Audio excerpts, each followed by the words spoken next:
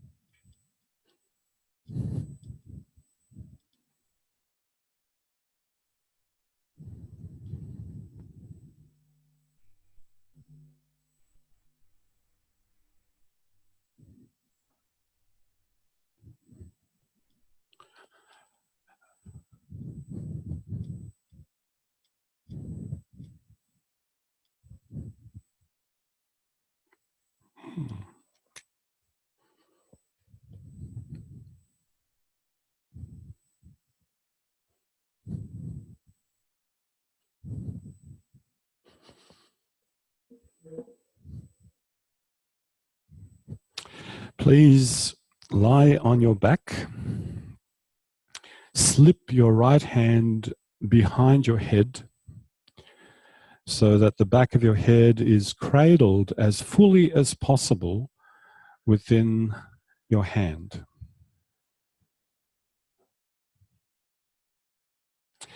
And now begin to move your right elbow forwards, keeping your head and your right hand attached to each other.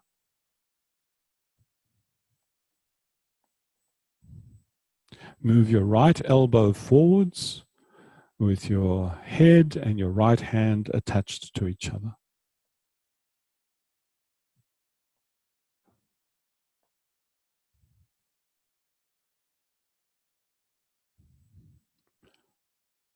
Now you know the rules of engagement, right?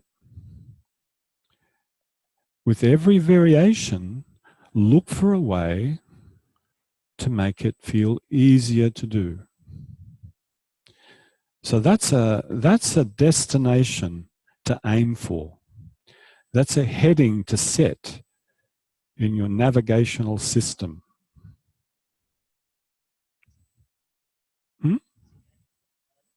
No.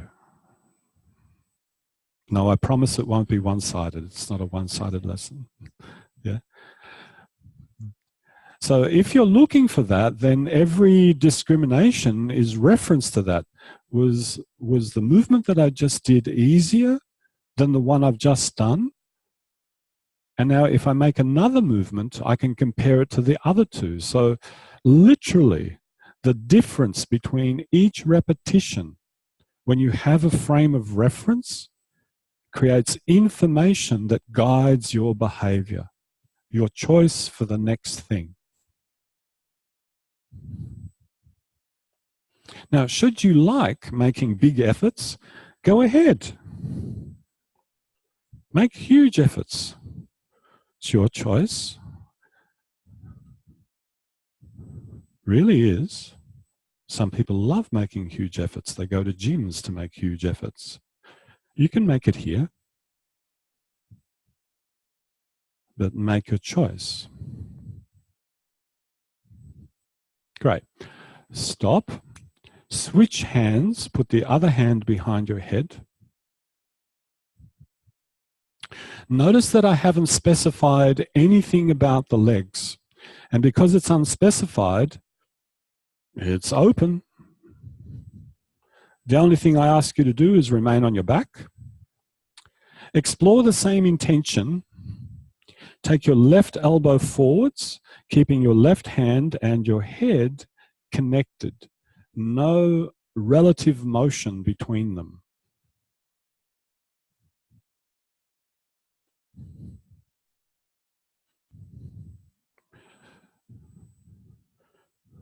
Now, thankfully, none of you are spatially dyslexic. Looking around the room, you kind of all have an idea of which direction is forward.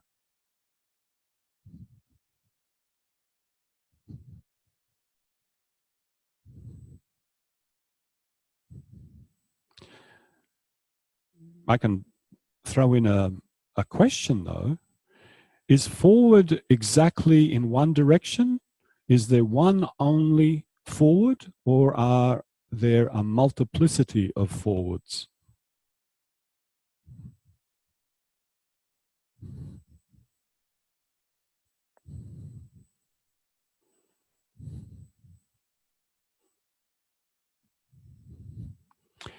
And remember, with each repetition, you're making a comparison. Was this repetition easier than the last? What can I do next to make it even easier than the one before? What will you do to cleanse your palate? You know, when you go to a very expensive restaurant that they serve you really almost microscopic pieces of food, and it's about the taste, not appealing to your hunger. You want to cleanse your palate between each one, or else one will somehow, the taste of one little dish is going to affect the taste of the next. How do you cleanse your palate between each repetition?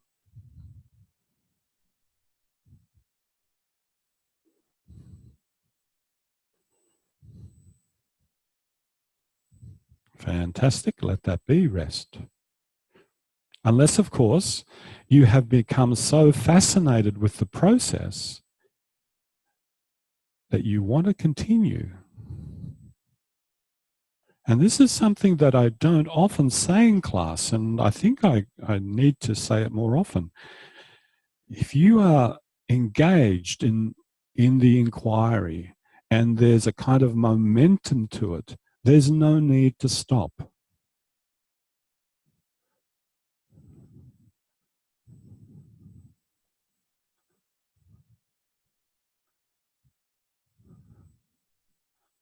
You can regulate yourself. Good. Bend the right leg.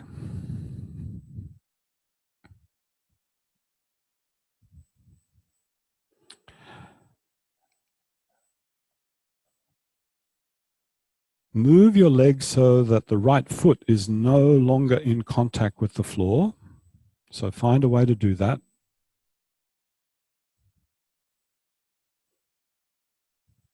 And now with the right foot not in contact with the floor and never coming back into contact with the floor, move the right knee forward.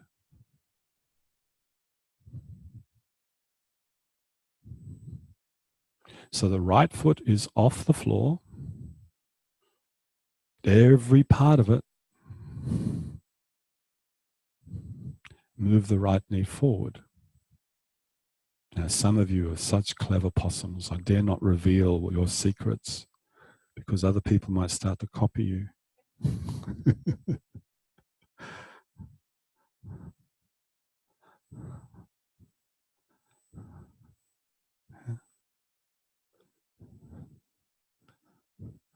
What are you prepared to do with the rest of yourself to make this lighter? Notice I've just changed the criterion. We've moved from easy to lighter. So the mass of your leg is not experienced as a heavy weight. Now, weight is the relationship between gravity and mass. If you were in space, floating in one of those lovely shuttles, you would not experience any weight. You might experience the initial contraction and feeling of effort in the muscle to get the leg moving, but after that, once the leg is moving at a constant velocity and in a constant direction, there is no other experience of weight.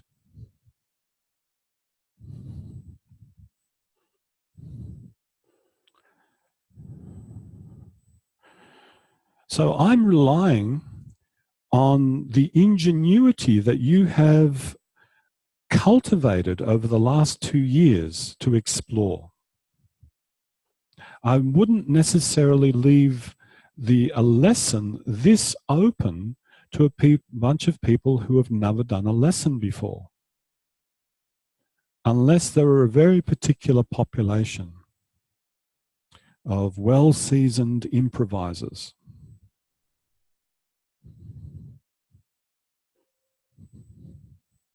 Switch legs and continue, please.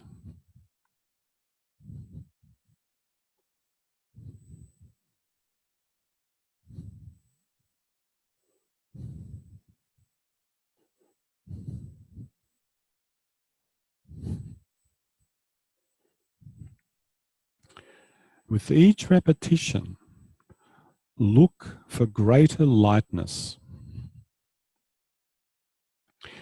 Now, you might not succeed with every repetition.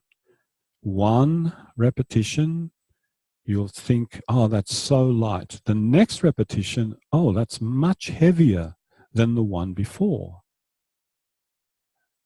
And the more repetitions you do, maintaining your awareness on your intent, gradually you find your way.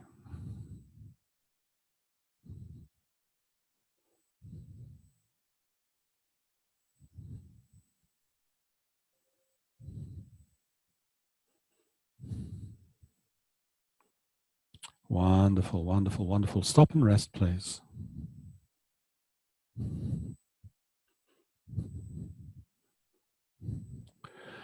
So, the purpose around which these variations that you're doing are composed around, so a composition has a purpose, is another factor to do with upright standing. So we've looked at the ability to turn around a central axis. But we also notice that the more the parts of yourself are balanced further away from the central axis, the more you have to invest energy to turn. So how do you begin to collect all those different masses in yourself, the head, the chest, the pelvis, so that they're gathered as closely together around the central axis? Because gravity will attempt all the time to make you sag. And your response is, I need to keep myself collected and not sagging. Please bend both legs, stand both feet, and eventually have both feet out of contact with the floor, whether it's one after the other or both together, it's your choice. Now, leave the feet always out of contact with the floor, and now take your feet towards the ceiling. Actually, I didn't really want to say that. I'll take that back. Take your feet forward and then return. So I'm trying to maintain an egocentric frame of reference, not a frame of reference relative to the room. So forward is always forward relative to you. That's nice. Now, notice, do you do that with both feet simultaneously? Does one foot go first and then the other? Look for a way where it feels lighter to do.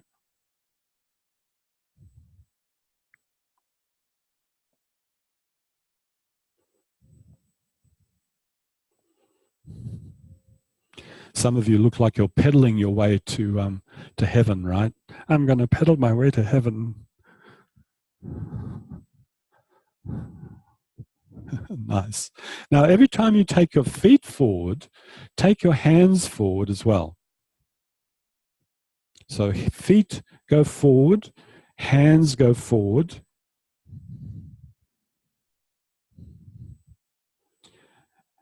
And look for that moment when the feet can be as far forward as is easy for you and is as light for you, and that the hands and the feet can make contact.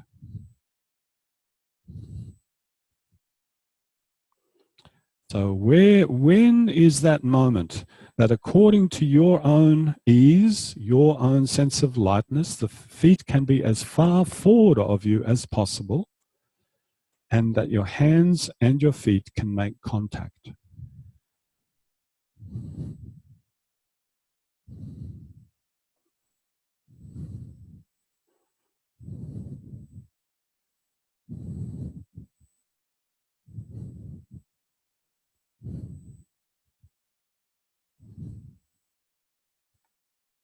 And the next time you have your hands and your feet in contact, stay there just momentarily and sense, what part of the back of yourself are you leaning on?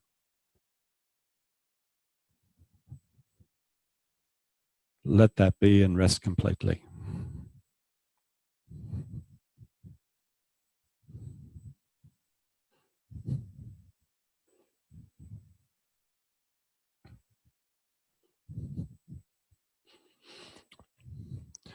So here's this notion of sag.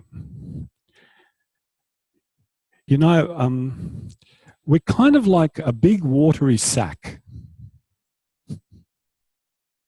We kind of are. If you think of most muscles are mostly water, muscles are mostly water. And then if you think of the viscera, mostly water.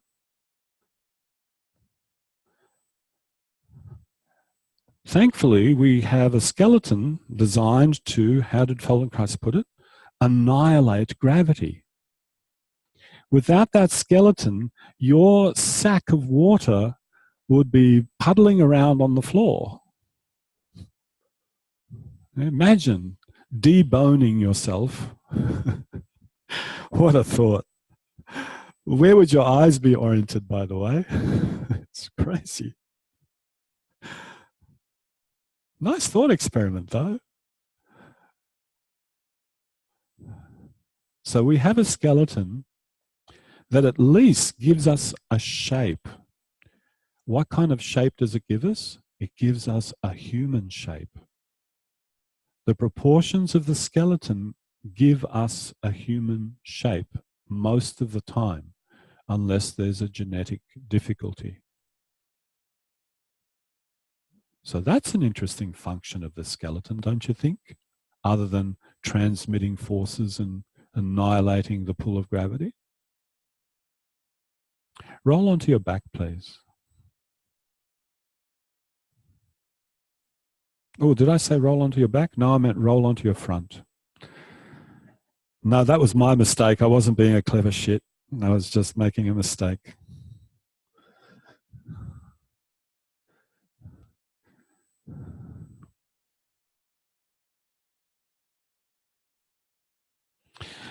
Place your forehead on the back of your right hand. Keep your hand and your forehead in contact and take the right elbow backwards.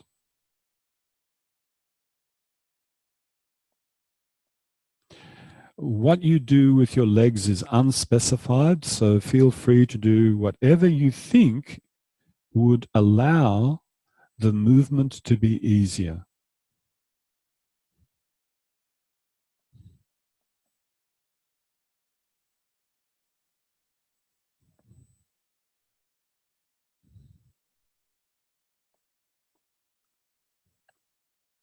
Now, because you're not naive, you have a lot of knowledge already inside you from having done so many lessons.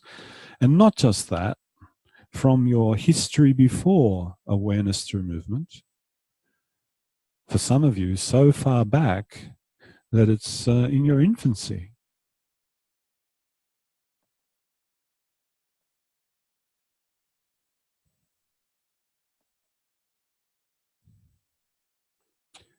Now, some of you are allowing yourself to roll. As long as you know that in some fashion or other, You're still lying on your front. Let yourself roll.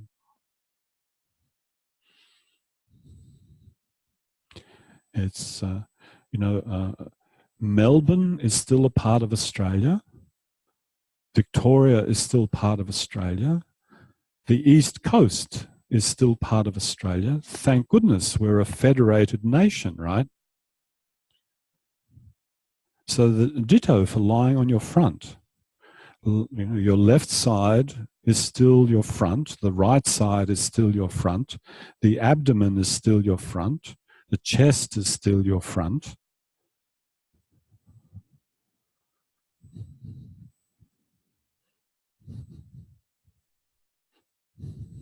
Switch hands and continue, please.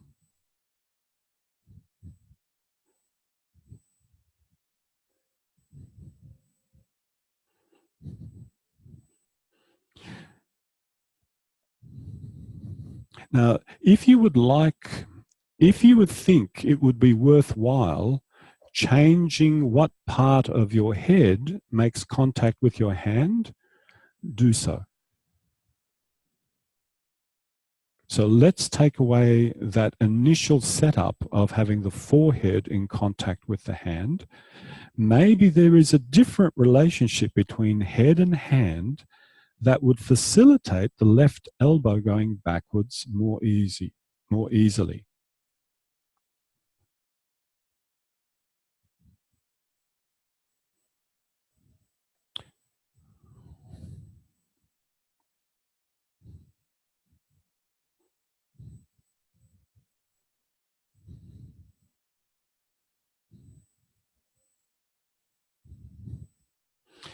And to make those different kinds of contacts, you're going to have your head in a different orientation, turned left, turned right, chin away from throat, chin close to throat, right ear towards right shoulder, left ear towards left shoulder.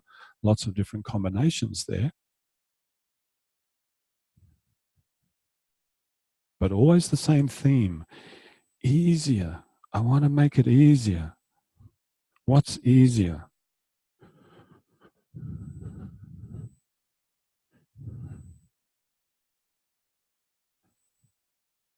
Okay, let that be and rest.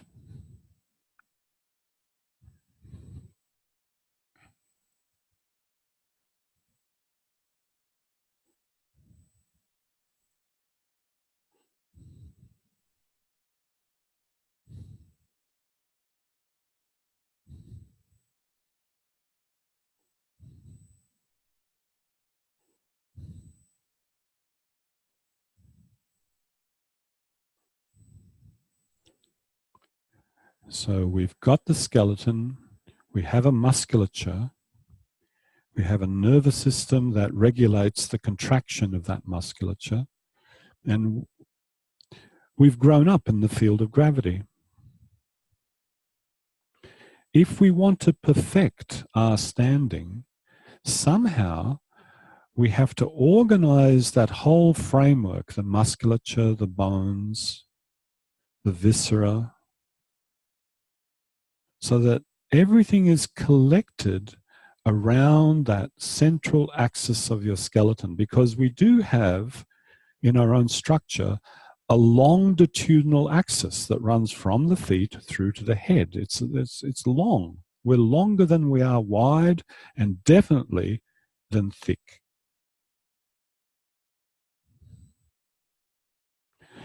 Too rigid, and we lose our equilibrium. Not rigid enough, and we lose our capacity to turn easily. So there's a balance to be struck. Not too rigid, not too loose. Bend the right leg so that the foot is towards the so that the foot is higher than the knee. Actually, I can't even say that. Bend the knee so that the foot is behind the knee. That's good. That's a body frame of reference. And now take the foot backwards.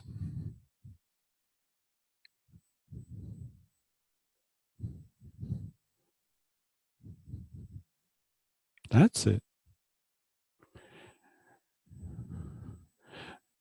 For every part of you that goes backwards, something lifts from the floor. Now, I've just, that's not an ego frame of reference.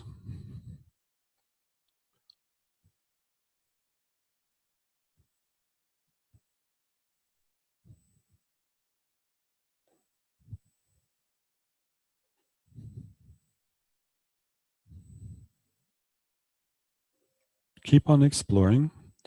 What can you do with the head, the shoulders, that would facilitate the right leg getting lighter? And it ain't because you're losing mass. It's because you're dealing with that same mass with larger and larger muscle groups. And what initially might have been happening, muscle groups not quite coordinating with each other, gradually evens out until the cooperation is completely smooth.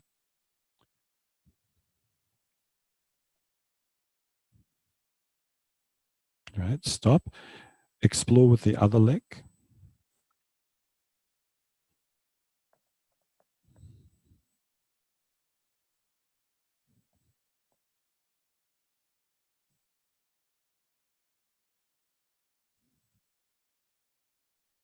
Now, there is this interesting moment when backwards becomes a very flexible direction, depending on what part of yourself you think is back.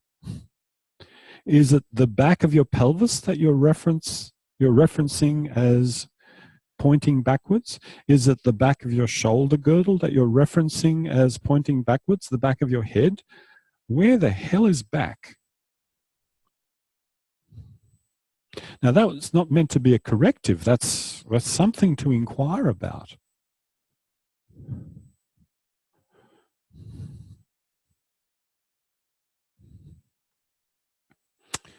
Right. Now, alternate, once with one leg, once with the other leg.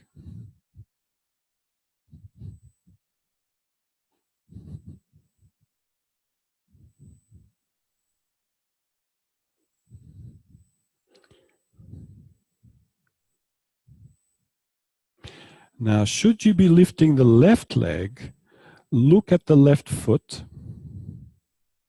And should you be lifting the right leg, look at the right foot. As if you wanted to see the foot, as if you wanted to see the heel. You don't have to see the heel. If you're lifting the left leg, look at the left foot. If you're lifting the right leg, look at the right foot. You don't have to actually see the foot, have the intent.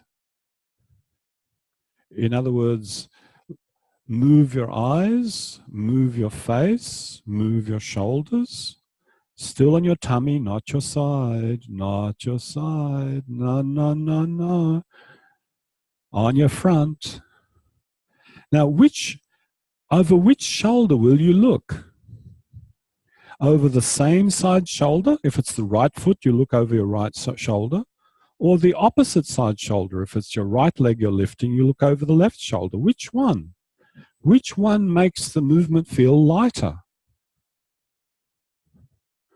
A cross pattern or a same side pattern?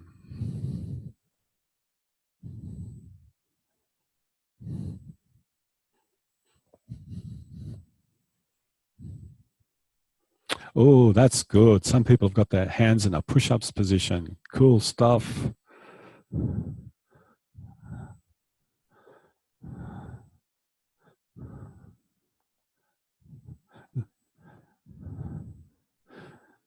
I'm going to set a constraint. No looking under armpits. Damn. You never thought of that one. There you go.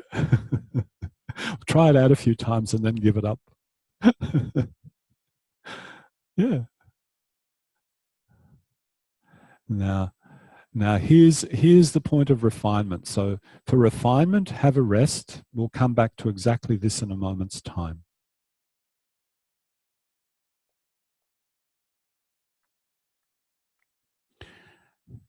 Now, what is this refinement?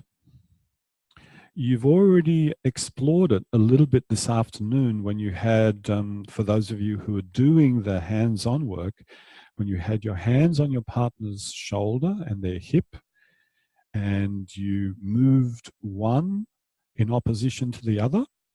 Remember that you created that little twist? And at one moment I said, which one do you move more? Do you move the shoulder more? Or do you move the hip more? And depending on which one you moved more, the twist appeared in different levels of the torso.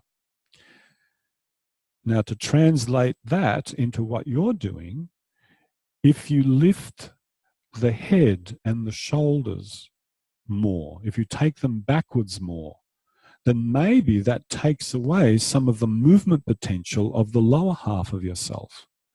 And vice versa. If you lift the legs more, maybe for some of you, lifting the head and the shoulders, taking them backwards, gets lessened. So here's the refinement.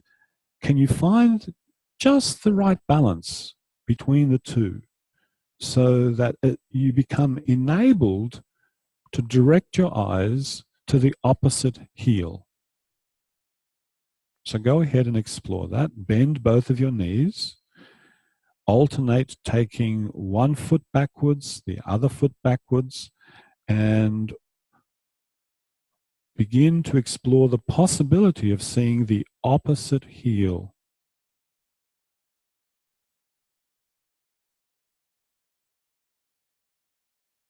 Not the same side heel. You're not looking to see the heel you're lifting on the same side. You're looking over the other shoulder.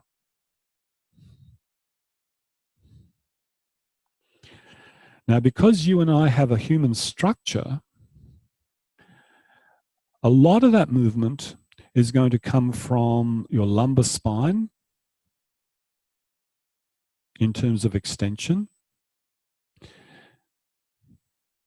And then the turning part is going to come a lot from your thoracic spine, very little extension. And then something about the neck, which is a very mobile structure when properly organized.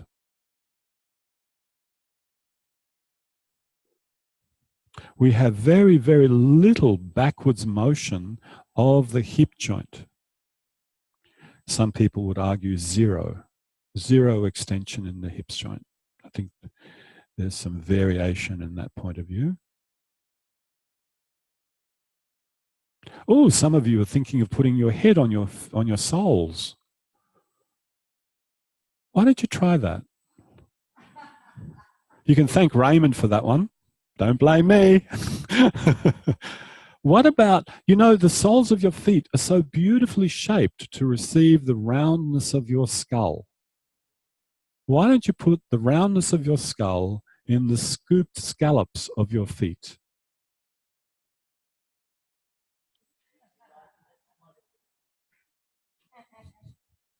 With the appropriate facial expression, Philippa, of course.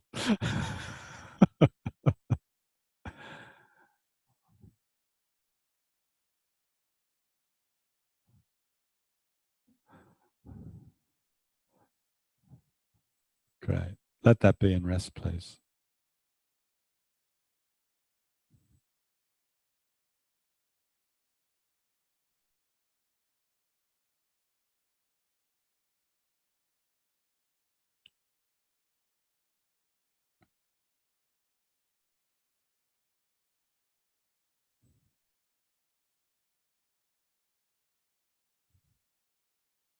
So now many of the movements that you've just done require a certain degree of differentiation of the articulations of the torso and the hip joints and the neck and the shoulders.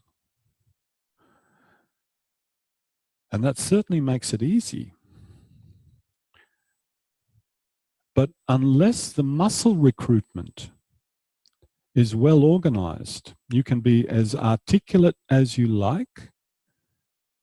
It's not necessarily going to feel light.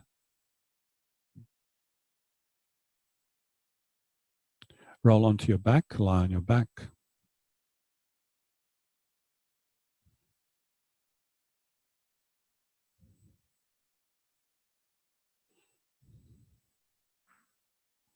Take hold of your feet with your hands.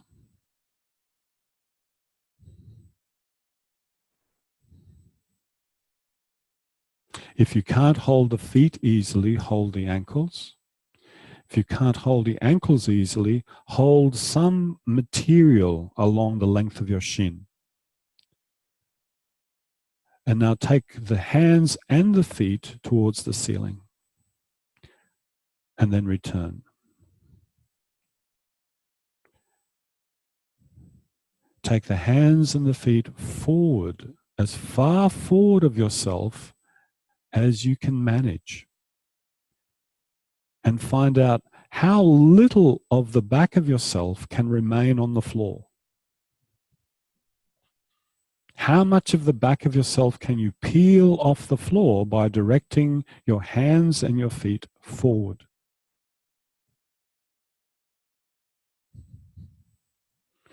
And then, when you have the minimal contact with the floor, begin to take your hands and your feet in a circle.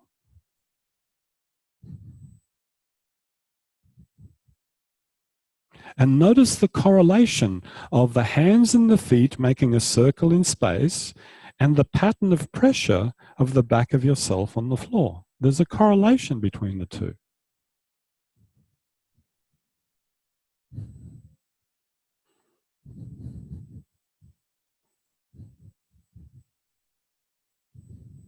That's it. Let it be. Rest, rest, rest, rest, rest.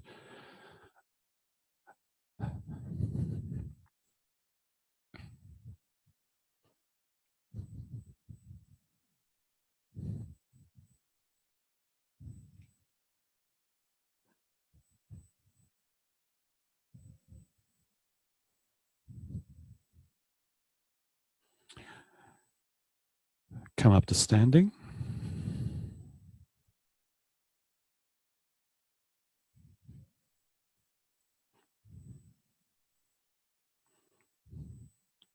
And feel what it's like to stand.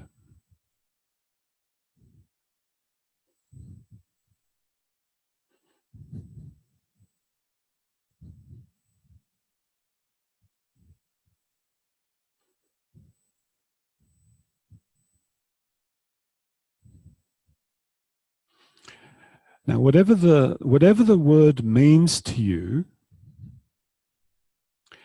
could you let yourself sag a little bit? And notice, are there particular places that you are expert at sagging? We all, well, I certainly have my sagging places. Now, recover from the sag. And sag again. Yeah. And recover. Now, remember the feeling that you had when you first stood up? Go to that place where you recreate that feeling. Now, sag again. And go back to the place and recreate the feeling. Sag. Go back to the place and recreate the feeling. And now keep on tonifying yourself a little bit beyond that feeling and return to the original feeling and then sag. Yeah, just do that for a little while.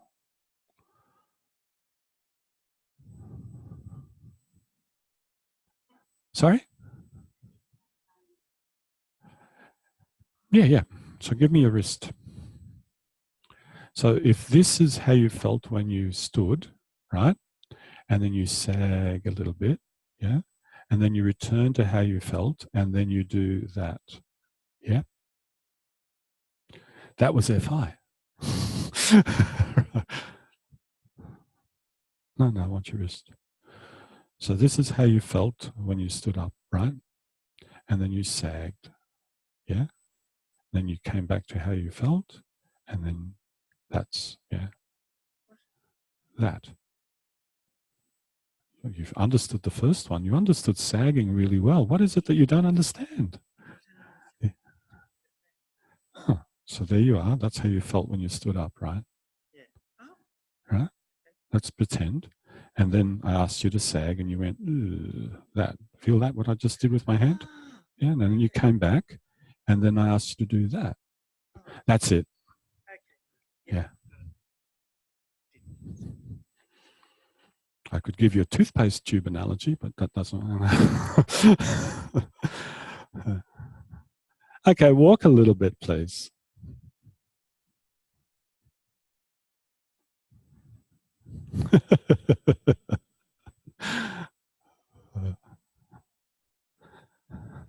Okay, let's go for a break. And we'll come back at 20 past, and we'll do some FI watching.